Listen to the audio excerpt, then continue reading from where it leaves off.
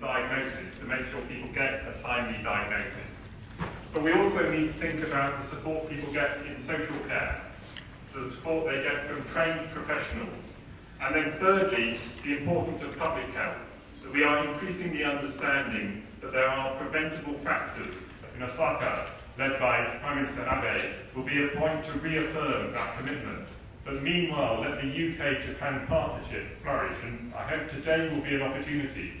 認知症の人たちの声がですね、超高齢社会のケーパビリティを伸ばしていくということが、やはり今、現場で一番感じていることです。徹底的に本人の声を聞こう。I am still able to speak. You talked about pain earlier, and I think one of the things that I find most painful about this disease is the loneliness and the isolation it causes for people with dementia. We need to make changes to our society to make it more dementia friendly, because in the absence of a cure, the only way we're going to make lives better for people is to keep them in the community, to keep them involved and to keep them engaged. As Harry said earlier, a person with dementia is still a person. We have feelings, we have hopes, we have aspirations. I think dementia-friendly communities are so important to people with dementia to keep them alive and living. Thank you.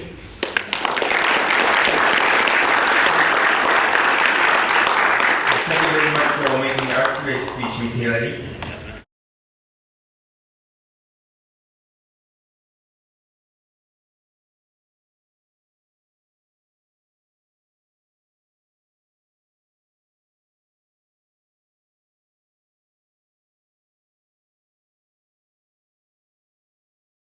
Japan and the UK have led on the World Health Organization Global Action Plan on Dementia, and that includes within it the Global Dementia Observatory.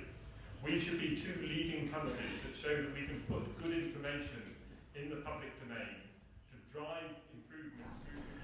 So I think the biggest change that's happened in the last 5 years is that we've moved from a situation where dementia was not talked about, where it was hidden and people were embarrassed or confused. Very similar maybe to when cancer 20 years ago was a disease people didn't talk about. And in the last 5 years, we've moved to a position where people are having conversations about dementia, and they are aware that it is something that all of society can contribute to changing. So in the UK, the commitment that was made at the G8 summit in 2013 was to set up a programme of dementia-friendly communities. The ambition that the Prime Minister set us was by 2022 to have 75 dementia-friendly community programmes across the UK. And now we have over 300. So there's been much more interest than we expected. And we have local community programmes, the 300 programmes, but we also have industry taking responsibility, that businesses are saying they must play their part in changing the way they work to become dementia-friendly. We found that the important problem to tackle was that people with dementia were isolated from their communities. They were living alone at home or living with their family caregiver in isolation. And people were not well supported and were often going into care homes, into residential care, before they needed to, which is cost that is borne by the individual. It's not paid for by the state. So people were paying on average £100,000 for support in residential care for the duration of their time with dementia. This was not sustainable. This was not possible to continue. So we knew something had to change. We knew that we had to enable people to live better in their community in order to be well supported and affordable. And that was going to be important for the government and for the individual families as well. So the imperative, the reason was to change the economics and the social support to make it possible for people to live well with dementia. We also did a big consultation with people with dementia themselves to find out what they wanted. The Dementia Statements is something that was produced last year from a big consultation of people with dementia. And there are 5 statements in here, but the 2 that are most important are the first 2.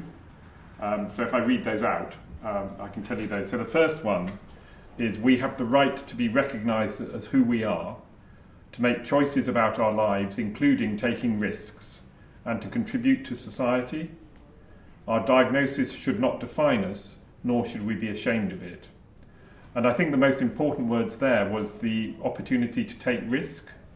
So the care system can become very protective. And people with dementia are saying, no, they want to be allowed to take risks. They want to be part of community, not to be looked after in a paternalistic way. And then the second statement says, we have the right to continue with day-to-day and family life without discrimination or unfair cost, to be accepted and included in our communities and not live in isolation or loneliness. So that's all about creating dementia-friendly communities. In Alzheimer's Society, for example, we used to run mainly dementia cafes, which are special places where people with dementia would go and get supported. And we still run some of those.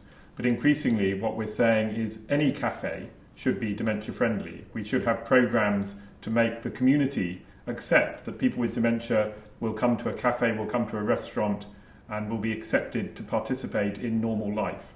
So that's part of the Dementia Friendly Communities program.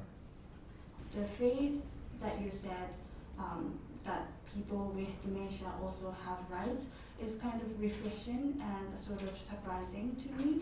But for people in the UK, is it just something natural? Is it obvious, or was it a new, fresh idea that came into the society these days? I think the concept of rights for people with dementia is something that's new, because it's saying this isn't about paternalism, this isn't about protecting people, it's about giving people their rights that everybody has. What's changed over the last 10, 20 years is the recognition of rights for many sections of the community. So rights for women, rights for different ethnic groups, rights for people with different sexual orientation. This has all become accepted in the last 20 years.